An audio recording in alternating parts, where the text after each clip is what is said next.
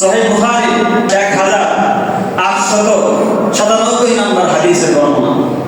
قال رسول الله صلى الله عليه وسلم রাসূলুল্লাহ সাল্লাল্লাহু আলাইহি ওয়াসাল্লাম বলেন, মান কানা মিন আহলিস সালাত ইয়ানি বাদিস সালাম, যে ব্যক্তি দুনিয়াতে থাকা অবস্থায় নামাজ আদায় করবে, নামাজি হবে, নামাজ আদায় করবে, দুই ইয়ানি বাদিস সালাত, জান্নাতের একটা দরজা আছে, সেই দরজার নাম হলো বাবুস সালাত। ওই বাবুস সালাত থেকে তাকে জান্নাতে প্রবেশ করার জন্য ডাকা হবে। সুবহানাল্লাহ। ওয়া কানা মিন আহলিল জিহাদ, আর যে ব্যক্তি দুনিয়াতে আল্লাহর রাস্তায় জিহাদ করবে, দুনিয়া মিন বাবিল জিহাদ, জান্নাতের একটা দরজার নাম আছে বাবুল জিহাদ। ওই বাবুল জিহাদ থেকে তাকে জান্নাতে প্রবেশ করার জন্য ডাকা হবে। সুবহানাল্লাহ। ওয়া মান কানা মিন আহলিস সাদাকা, দুনিয়া মিন বাবিস সাদাকা, আর যে ব্যক্তি দুনিয়াতে মসজিদ মাদ্রাসায় এতিম অসহায় মানুষকে দান করবে, দুনিয়া মিন বাবিস সাদাকা, জান্নাতের একটা দরজার নাম আছে বাবুস সাদাকা। ওই বাবুস সাদাকা থেকে তাকে জান্নাতে প্রবেশ করার জন্য ডাকা হবে। সুবহানাল্লাহ।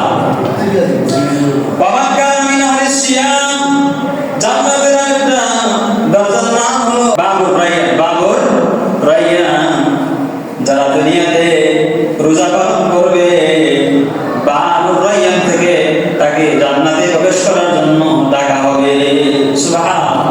এই কথা শোনার পর হযরত আবু বকর সিদ্দিক রাদিয়াল্লাহু তাআলা বললেন, ইয়া আবি আনতা ওয়া উম্মি ইয়া রাসূলুল্লাহ, আমার মাতা পিতা আপনার জন্য কুরবান হোক। ওয়া আল্লাহর রাসূল, মা আলা মান দুইয়া তিলকা আবওয়াবি মিন দুরুরতি, জান্নাতের যে কোন একটা দরজা থেকে জান্নাত প্রবেশ করার জন্য ডাকলেই তো যথেষ্ট, জান্নাতে প্রবেশ করলেই তো যথেষ্ট।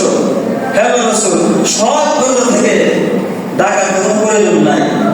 তবে হে আল্লাহর রাসূল, এমন কোন ব্যক্তি কি থাকবে, এমন কোন মানুষ কি আছে যাকে জান্নাতের সকল দরজা থেকে ডাকা হবে?